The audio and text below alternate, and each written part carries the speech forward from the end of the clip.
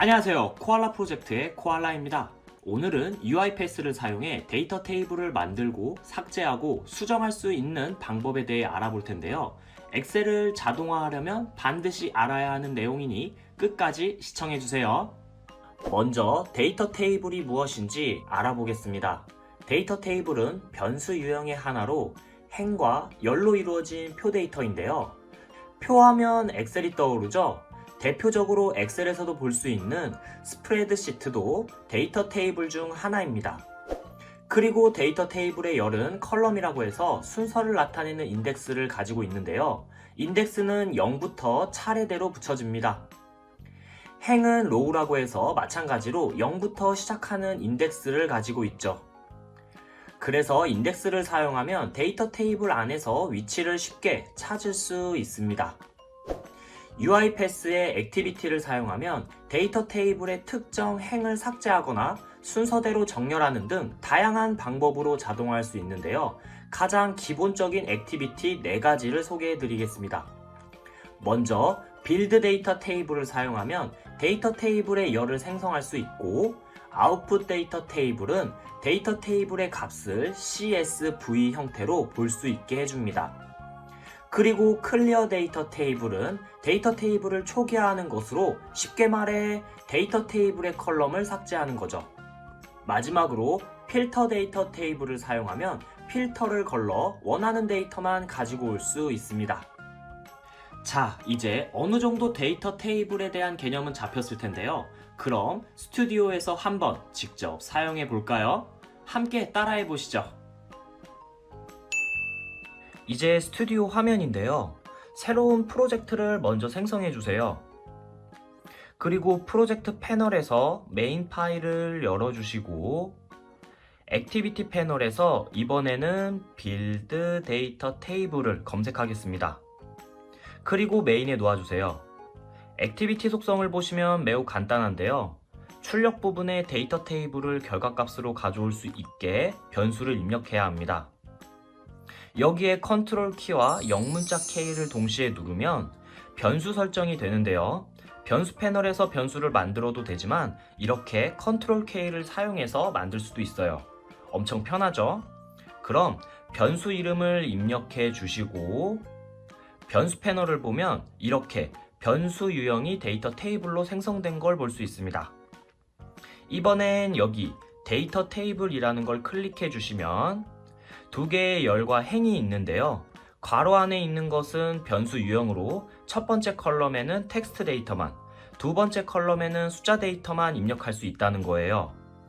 앞에 있는 플러스를 눌러보면 새로운 열을 추가할 수 있는데, 열 이름을 입력하고 기본값은 넣어도 되고 안 넣어도 되지만 저는 코알라라고 기본값으로 입력할게요. 그리고 최대 길이가 -1이라는 건 길이에 제한이 없다는 뜻이에요. 그리고 확인으로 나올게요.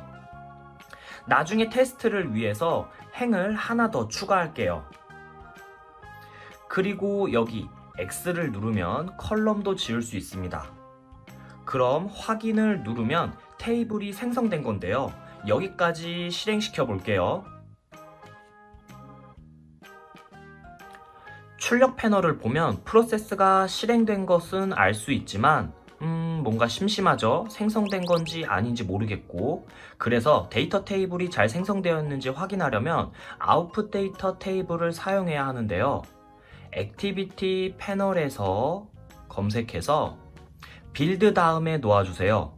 속성 값을 보시면 데이터 테이블을 입력해서 텍스트로 출력합니다.